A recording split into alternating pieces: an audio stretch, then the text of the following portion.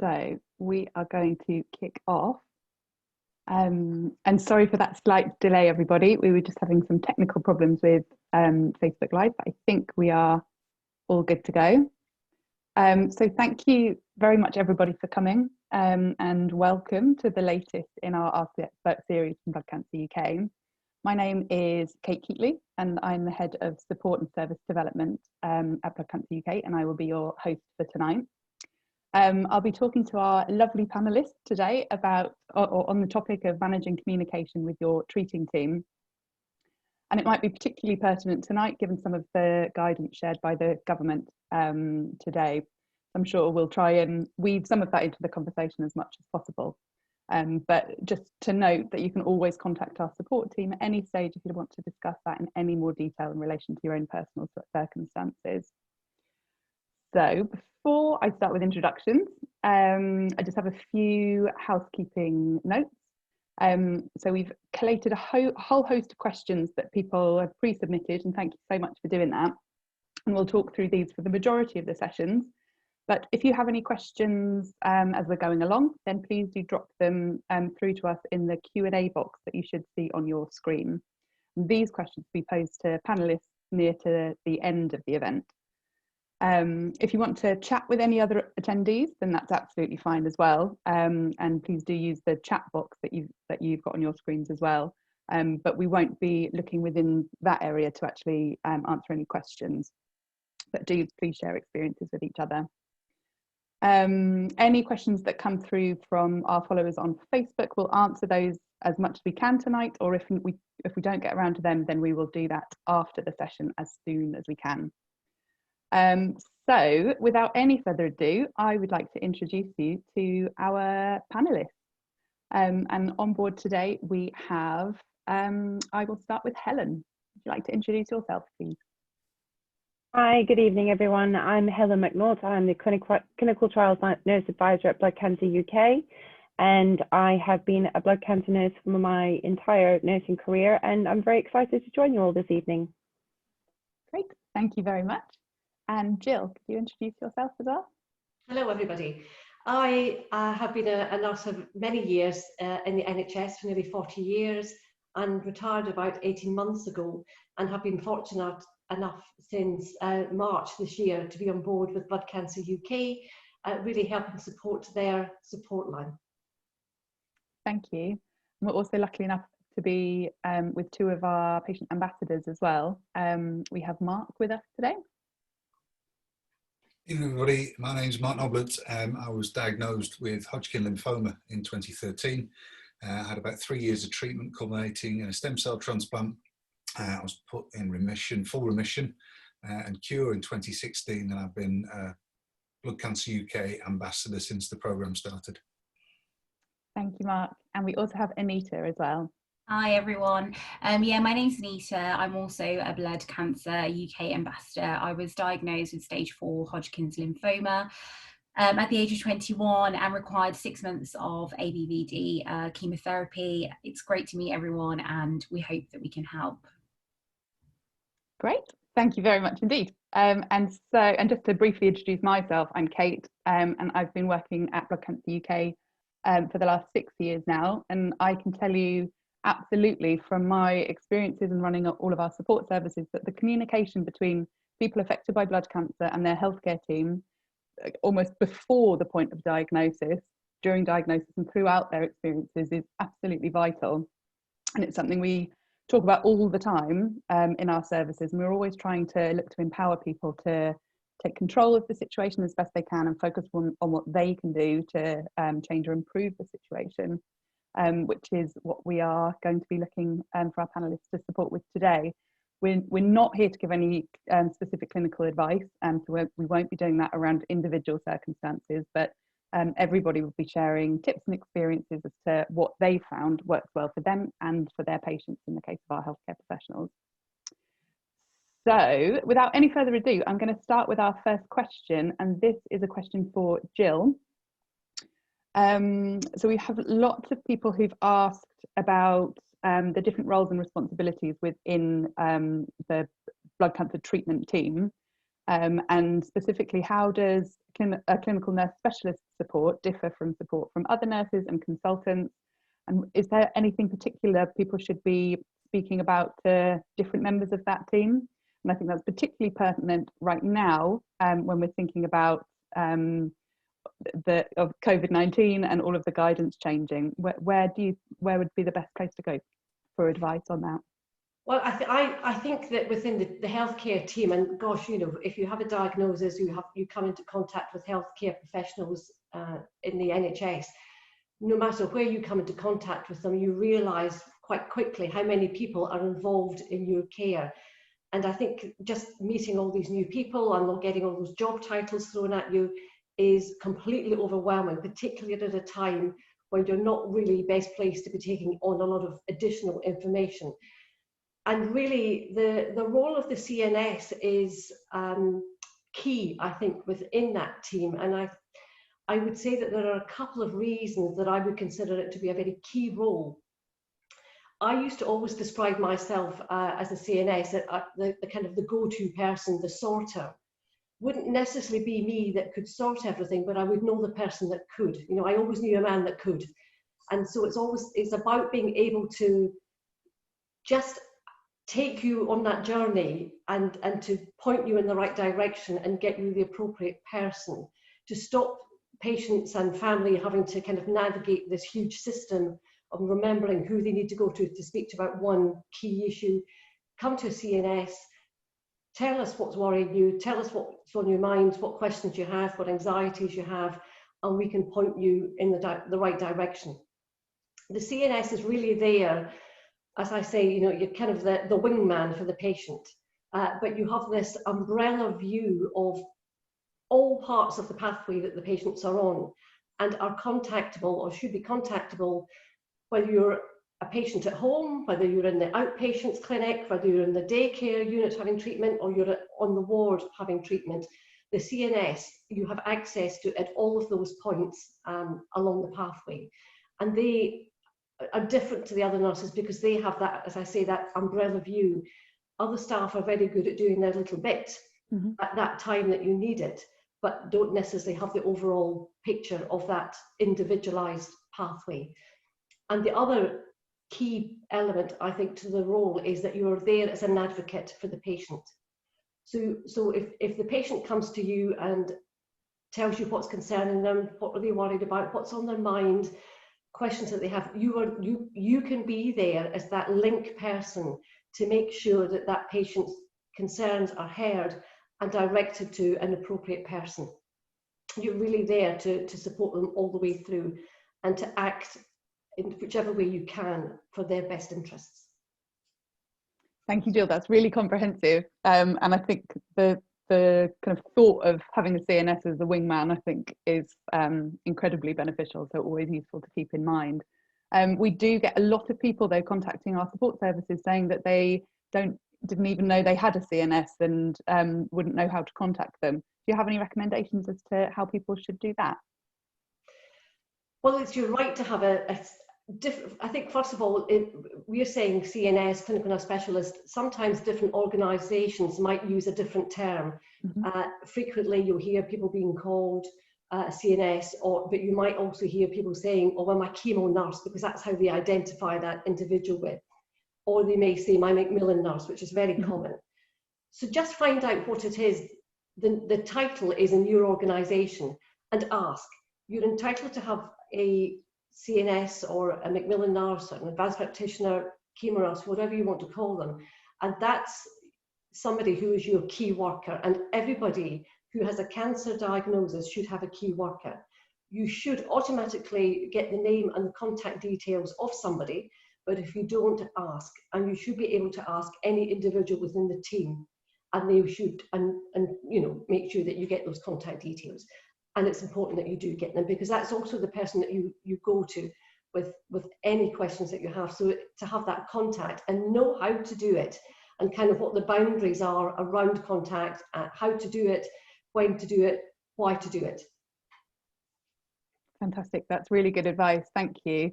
And I think for so many people, just knowing that it's your right is so important and so empowering. So we always encourage people to find out who that person is if you don't know, or if you've lost the contact details. The next question kind of follows on from that a little bit, and we were going to ask you, Anita, for your thoughts on this.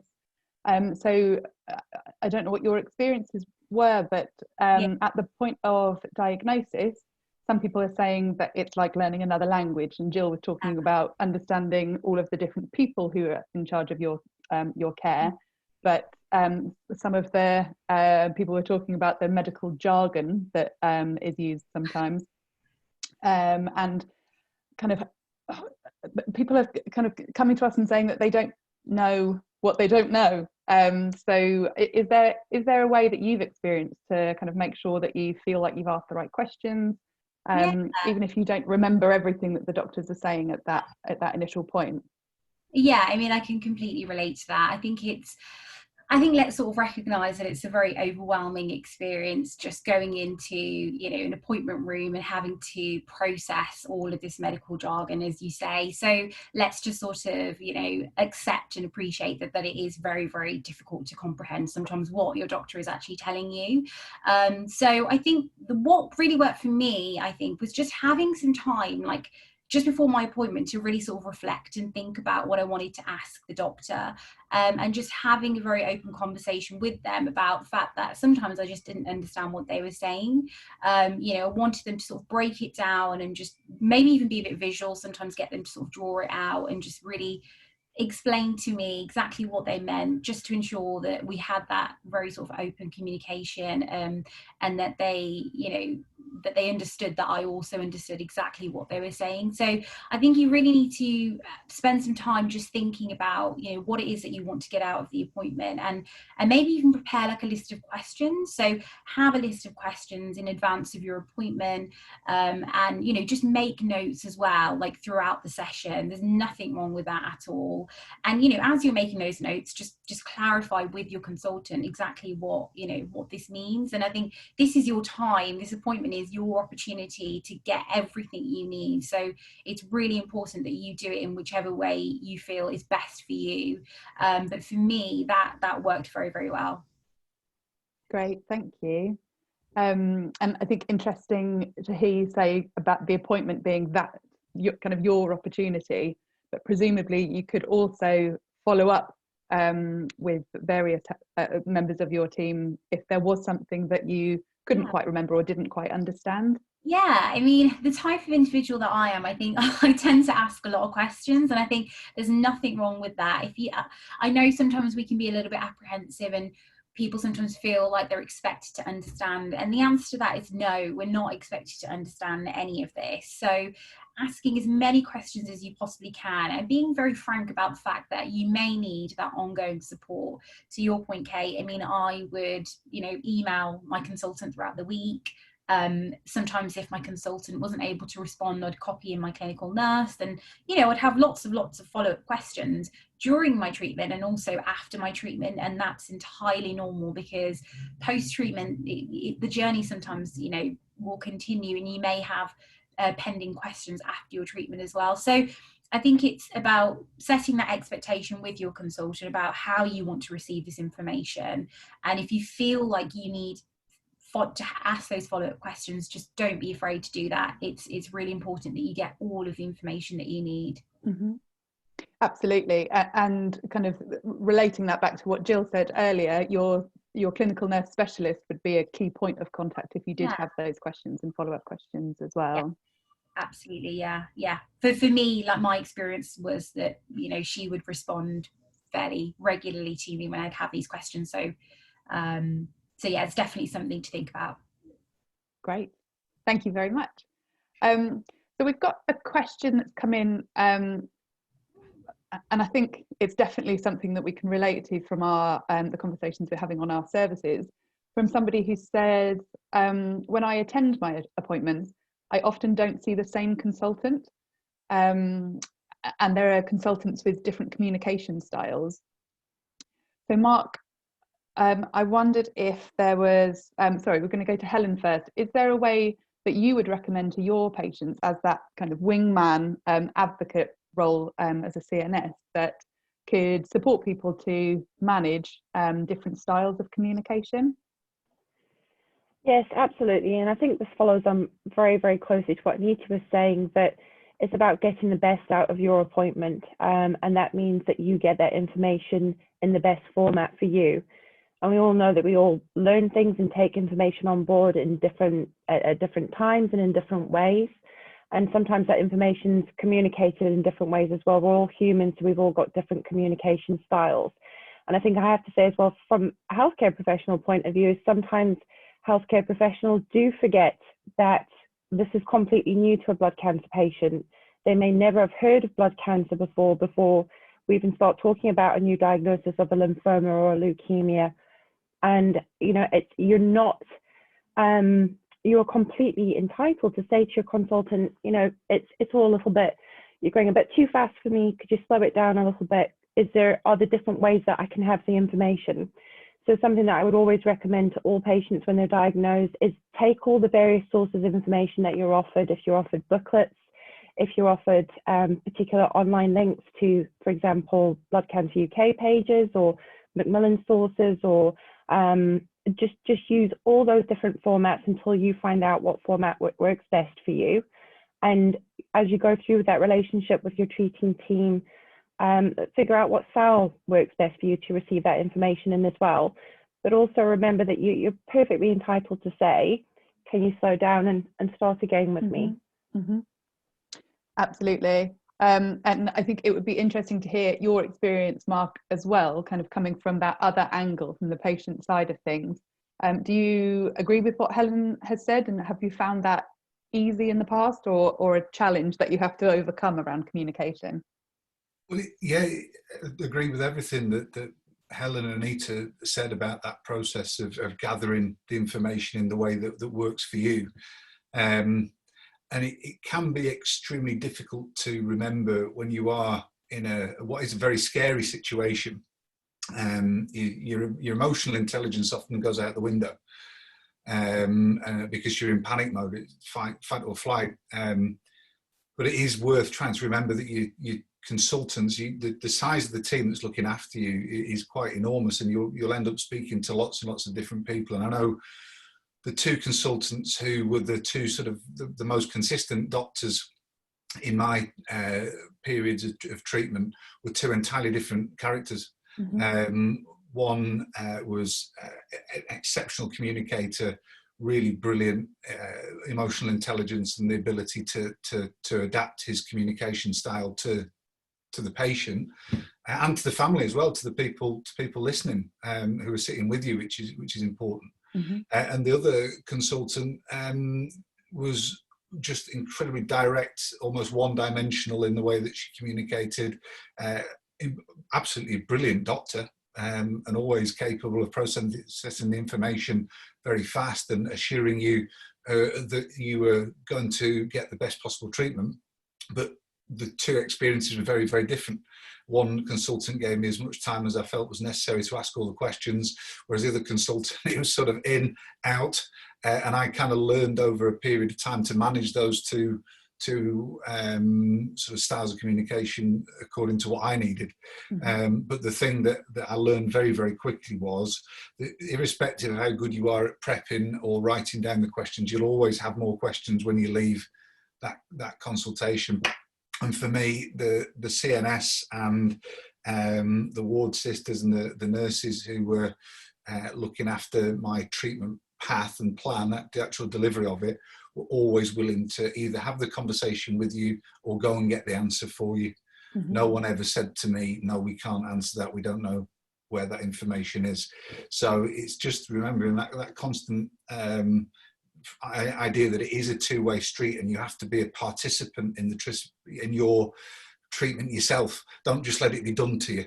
Mm-hmm. Be a participant, be willing to engage, ask questions, challenge, and sometimes it's far more difficult than on other days if you're completely exhausted, but the process continues and there is always somebody there to ask. Absolutely. And I think that's such an important point about recognizing that some days you will feel more capable of absorbing that information than others. And I think particularly at that kind of at that first point of diagnosis, we hear so often that people hear the word cancer or hear a diagnosis and then your mind goes blank and you don't hear anything else that's been said in that room afterwards. So, but that's quite normal. That's not a strange phenomenon. That's not something that you should, you know, beat yourself up about. That's something that's perfectly understandable, but also something you can support yourself with by doing all of the things that you guys are already suggesting. And I think I think the next question is quite pertinent to that as well, because it's something, honestly, I think I hear this question every single day on our support services, with somebody coming to us and saying, I always feel guilty about bothering my consultant or my CNS because they're so busy. Would you encourage me to keep trying? And if so, what is the best way of getting in touch with them? And Jill, I wondered if you had any thoughts on that, having worked as a CNS in a very busy hospital. How would you like your patients to respond to that kind of question? I think in terms of how you contact your CNS, that's a conversation that you have to have locally. Mm-hmm. Some CNSs will have perhaps might have a phone line that you come through and calls are triaged because they may be considered that not all calls are for the CNS. So find out what happens locally in your hospital. Some CNSs may say, that's fine, I'll just email me, I will email you back with a response. Some people might carry a mobile telephone and you can drop them a text and get your blood results that way. So find out what is appropriate within your local hospital of how your CNS is just actually allowed to communicate. I'd also kind of go on a little bit and say that who are they allowed to communicate? And one of the things that I used to say was, to every single patient I looked after, who are you happy for me to discuss your care with?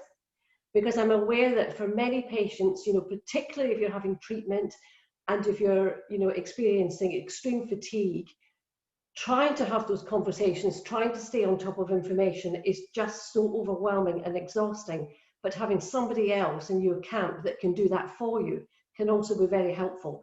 And certainly as a CNS, I used to always ask, who are you happy for me to discuss your care with? And I can directly talk to somebody else if you find that style easier and more appropriate. And I'm sorry, Kate, because I've forgotten what the first part of your question that I was coming on to was. Just around people thinking that CNSs are too busy, so they shouldn't contact them. Well, they are busy. There's no question that anybody working in the NHS is busy, and that's a fact, and we all know that. But let me tell you, they're not too busy to look after you. You are as entitled to have care as the next person. You are as worthwhile to have that attention of whichever healthcare professional it is that you want to have that conversation or to get that information from. So never ever think that you're not as important or as worthy as the patient that's sitting next to you. You might not be that immediate priority right there and then, but anybody worth a salt will be able to then tell you when a time is convenient and give you that time when you can both agree on it. And I think, and I used to always say to patients, you feel guilty because you keep saying to me, I'm busy. But actually, if you don't deal with the problem quite quickly, that problem can escalate and escalate and escalate. And actually, by the time you do get to somebody, it takes an awful lot more time and a lot of more sorting than it might have done if it was dealt with in the beginning. So don't put things off. If you're worried about something, if you have a question and you don't understand something, put your hand up and shout out early on in the process so that it can be dealt with in the beginning, because you are worth it and you do deserve it as much as anybody else does. That's really, really good advice. Jill, thank you. And I think I've written down that sentence. They are very busy, but they're not too busy to look after you. And I think that's so important to keep on remembering. And it may be, and please do jump in, any of the panelists, that they might not have answered their phone once, but that doesn't mean you should stop trying, and that find out the best time for you to have that conversation with them, because they're there for that.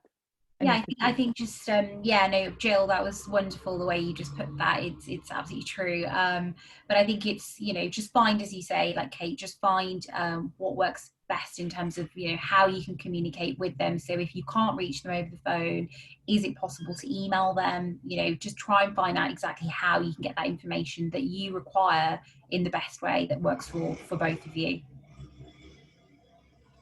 Yep, absolutely. Thank you, Anita. That was fantastic. So the next question is, it's a question around advocating for oneself. And I think particularly we've had people who feel like care isn't necessarily being delivered quite as it should, or communication isn't quite as good as it should be.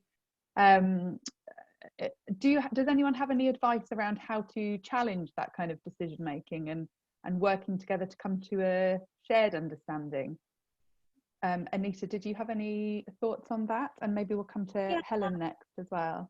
Yeah, of course. I think the first thing is the question we have to ask ourselves is, how do we actually challenge decision making? And the only way we can do that is if we really understand what is happening, and we understand exactly what our options are. So it's very important to ask your consultant exactly what your options are, what's actually available to me. If you don't think that the treatment or the care is being delivered as it should, you know, find out exactly what's available to you. Are there different methods, different treatments that, you know, you're able to have?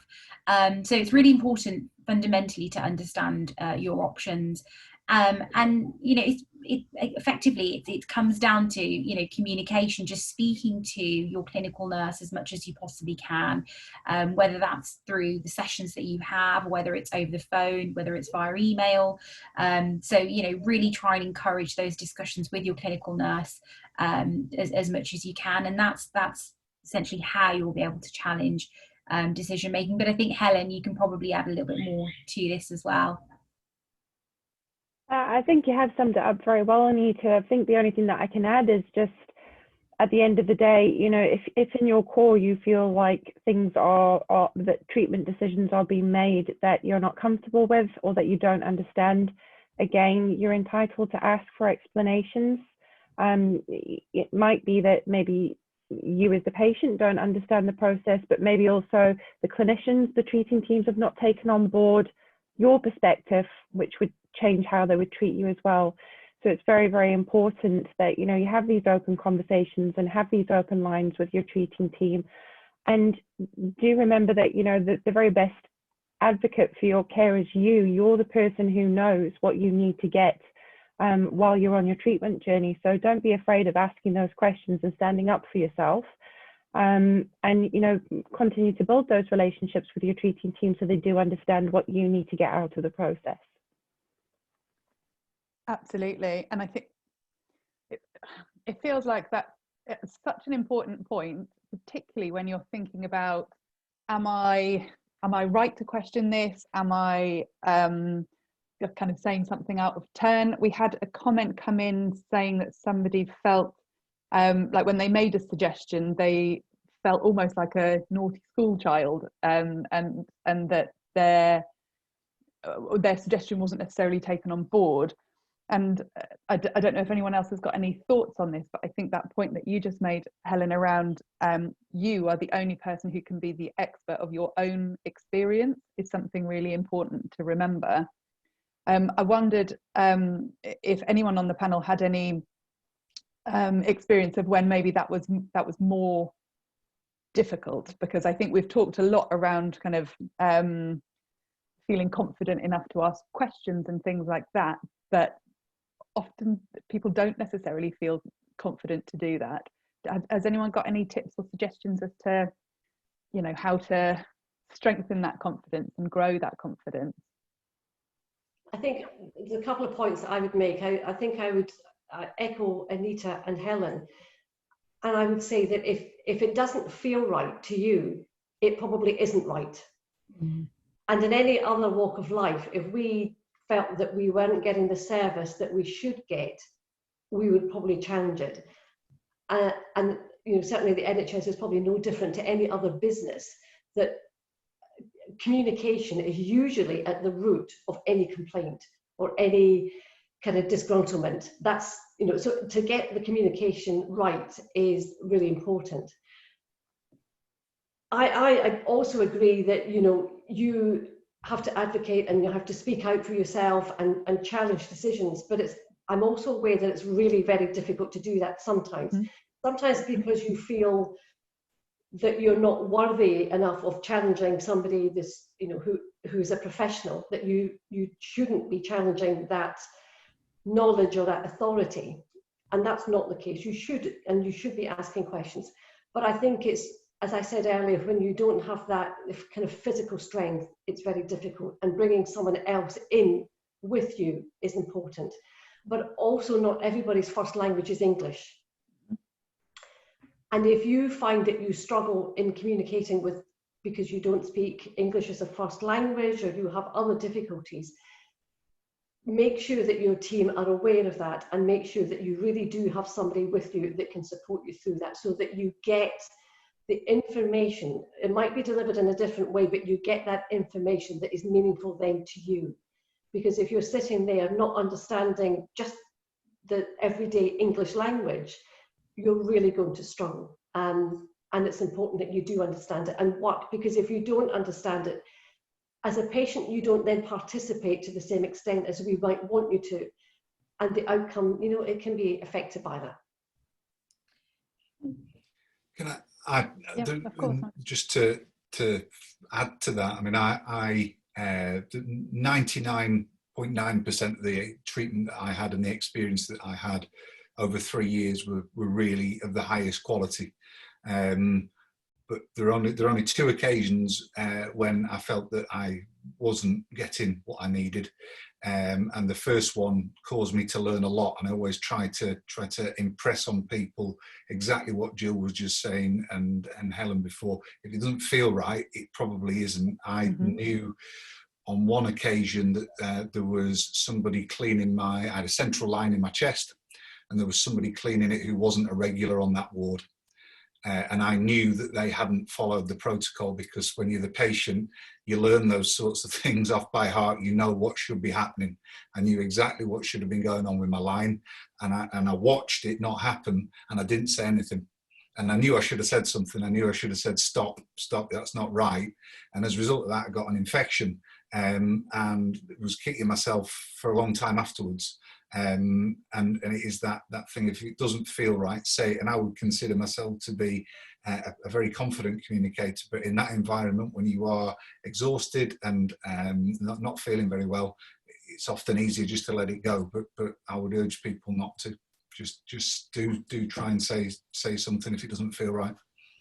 Yeah, I just wanted to add to that as well, just very quickly, Kate, because I think it's also about changing our perception. So, and I kind of want to talk about my personal experience very quickly just on this topic, because I think when I was in that room with my consultant, I would always prioritize my needs and focus on myself as an individual and the information that I needed to get. So I just kind of want to end on that in terms of changing your perception, making sure that when you ask these questions, or if you feel like you can't, always remember that it's you that's at the center of this process, and it's your needs that really should be prioritized. So I just want to sort of end on that. Really, really good points, and thank you everybody for contributing to that. Some really interesting experiences, but also ways of managing, particularly when you're not feeling at the top of your game as well, which makes everything even more difficult. So we've got a question that I'm going to aim at our healthcare professionals, I think Jill, at this point. And it's something very common to people affected by blood cancer, that they actually have a number of other different healthcare conditions as well, that require different specialisms and different departments to communicate with each other. And that can be very difficult.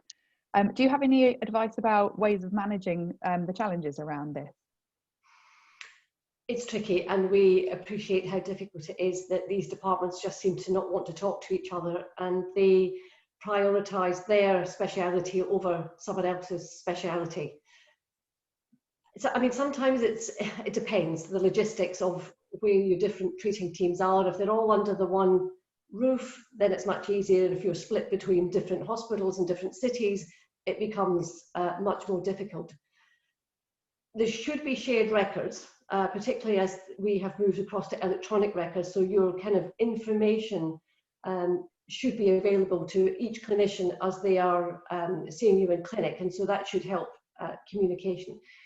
But find out again in each department, or rather within each specialty, if there's a CNS or if there's not a CNS, who is that equivalent person within that specialty, so that at least you have other people that can join those dots up for you, and that you're not feeling completely overwhelmed about having to do it. But also, you know, making sure that if you have questions and things that are really important, write them down. So if you go to one appointment and you're told a piece of information, you know, write it down so that when you go back to another professional, you've got a record of that. Now, you might not know all the information that you've been told, you might not understand it, it might not make complete sense, but you kind of some of the key points so that at least you've got a record that you can take with you, and that can be very helpful. It's really good advice. Thank you, Jill. I wanted to just touch on a question about when you feel like actually you've tried everything you can, but it's not getting anywhere. And I think, Helen, it would be interesting to hear what you have to say around if that is the case and you feel communication's broken down and you're not getting what you need, what's the next step there? It's very, very difficult, and I feel sorry for any patient that ever gets to that place, because that's not what we're here for. It should never ever happen. The only thing that I can say is if you really are at the point where you feel that you cannot move forward with your treating team any further, you would probably do well to go and examine your hospital or your care facilities' internal processes to see whether you want to take out a complaint, which sounds very sort of possibly unkind or a knee-jerk response sometimes, but actually it might be that the teams could benefit from learning that maybe they aren't communicating particularly well, and that it would be a good learning opportunity for them to hear that, you know, they aren't making the right decisions or talking to patients appropriately. But certainly if you're either not comfortable with doing that, or if it's something that you still feel that you haven't had any success with, you have to remember that it is all right for you to ask, for you to have a second opinion and be treated somewhere else. You are entitled to have, and you have a right to have, appropriate care. And if that means that you don't have a good communication with your team, your care is never going to be appropriate. You're never going to be involved in that process. You're always going to feel like you're being done to rather than being part of the treatment and part of the process. So if everything has gone wrong and you can't salvage it, then remember you are entitled to say, please, can I have a referral to my closest institution for support there? Thank you, Helen. I think that's really good advice. Mark, was there anything that you wanted to add to that at all around those kinds of real challenging decisions? Well, yeah, the only time that I felt that I wasn't getting the care that I needed actually occurred after the majority of my cancer treatment and outside of the hospital where I'd been treated. And it was the two hospitals where I was being treated are literally a mile apart. I got admitted post, I had a stem cell transplant, and then in the aftermath of that, as a lot of people know, you're left with very little immune system, or an immune system that's regenerating and relearning infections. And I somehow managed to pick up an ear infection and chickenpox and shingles all at the same time. And I ended up getting admitted into what was essentially the wrong hospital. Because they took me to a place that was an ear, nose and throat specialism because I had an ear infection, and the team there unfortunately treated me very much like anybody else, a normal patient, irrespective of having access to all my records. And it got to the point where I was actually probably more ill as a result of that particular episode than I was during a lot of my cancer treatment. And it actually required my wife, because it comes back to that idea that it didn't feel right, we knew it wasn't right. My wife called my transplant team at the other hospital, and they were extremely upset at what was going on, and things changed very, very quickly. And my care at that hospital quickly became consultant led, and I was then, very well looked after.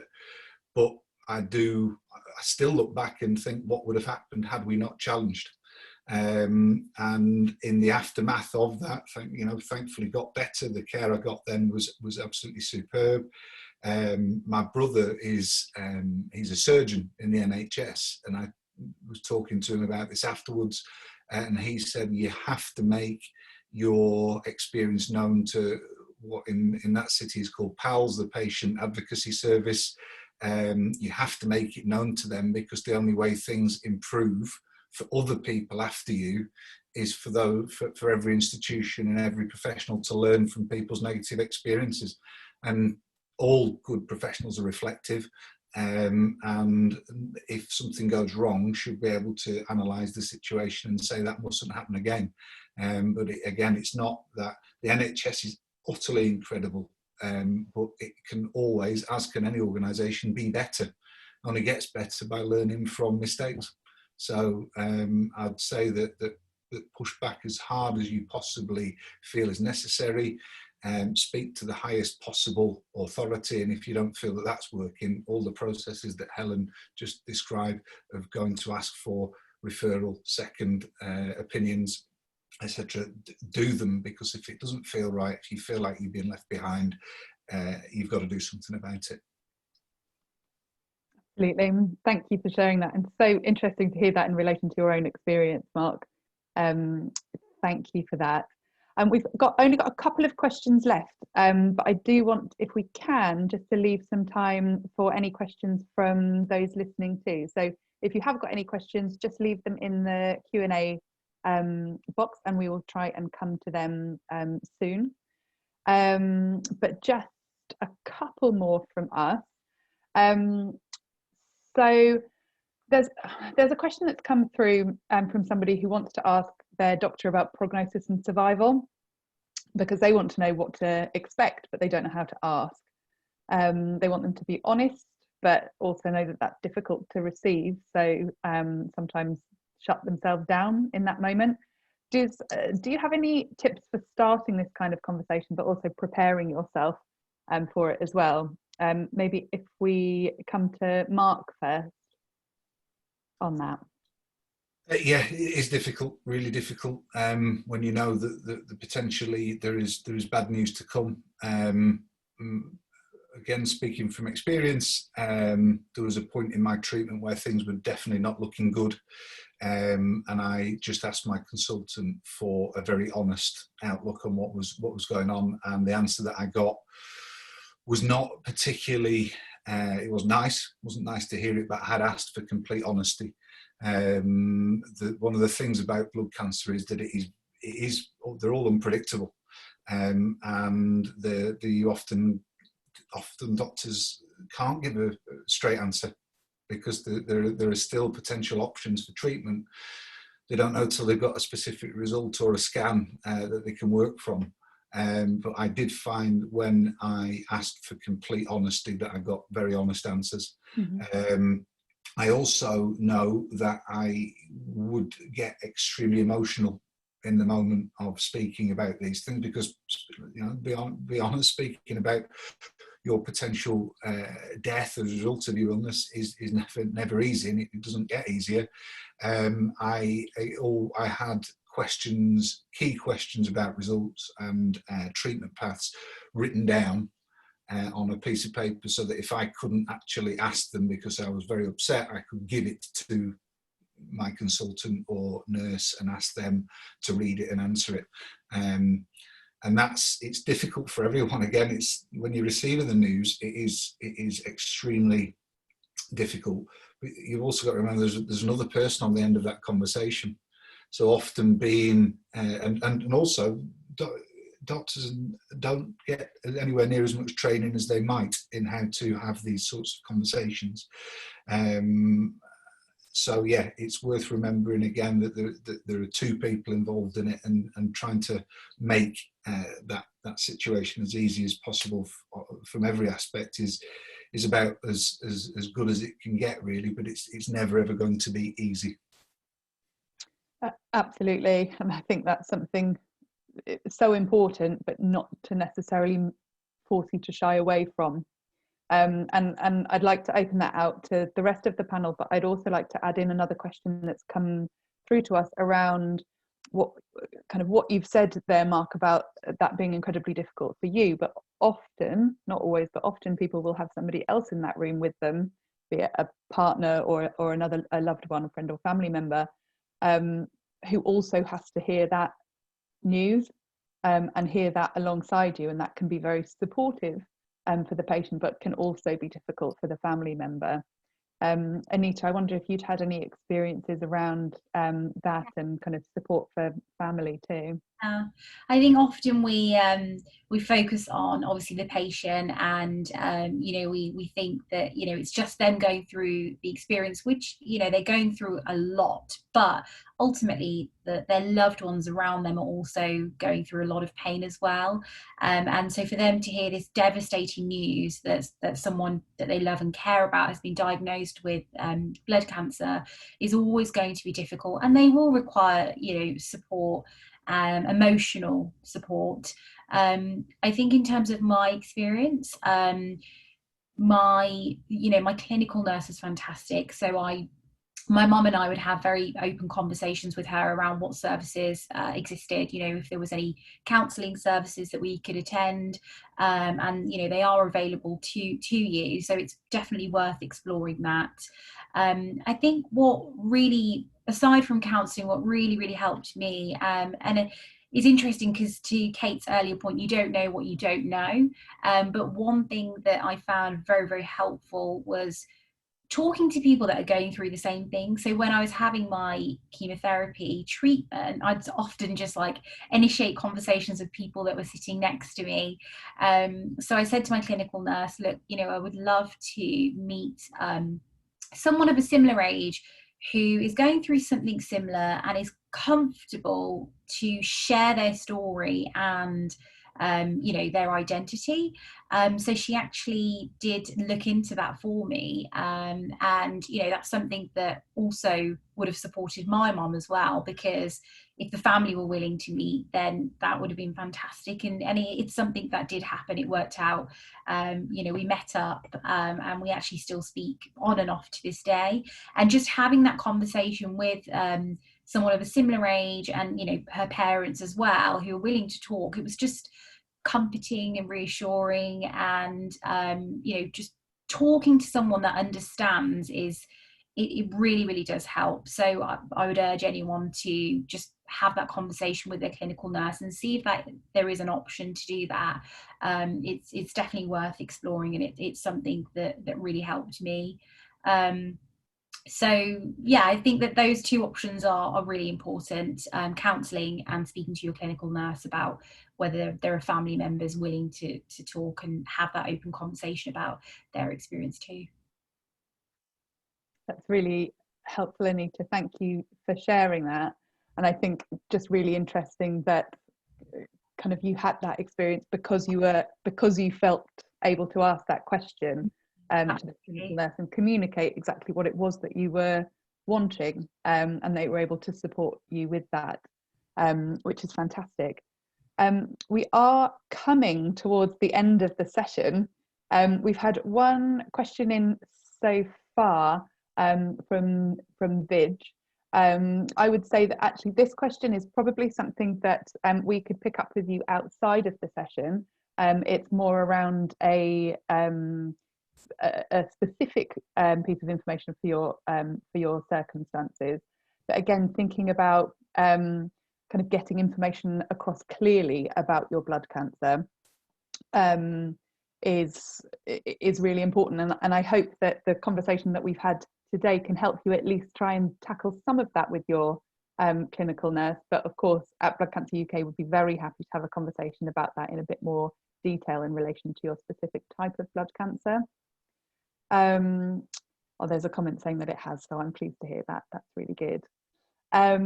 What I would like to do to kind of round off the session is to just ask each of the panel members just to maybe give out one tip that they would like, if people only listen to this part of the session today, what is the one thing that you think you would really like to get across to somebody if they were having difficulties managing their communication? So maybe if we go round the room, maybe starting, who should I pick on? Maybe starting with Jill. What would your tip be? I think my tip would be to talk about it, whatever it is. Don't just assume that somebody else will bring up that topic. If there's something that's eating away at you and you're worried about it, you're anxious about it, name it and allow it to be out there in the open so that it can be discussed. Thank you, Jill. Helen? I think my tip would be that if you can, and if you have the time and the inclination and you're not too tired to do it, if you could keep a journal or a diary or a blog of what you're going through, maybe even if it's just a short sentence on every couple of days, saying how you feel, what side effects you're having, what your emotional state is like, your mental health state, because these are all things that can be very, very helpful tools for you to have those effective communications with your treating team when you do see them. Something reflective for both you and them to look through.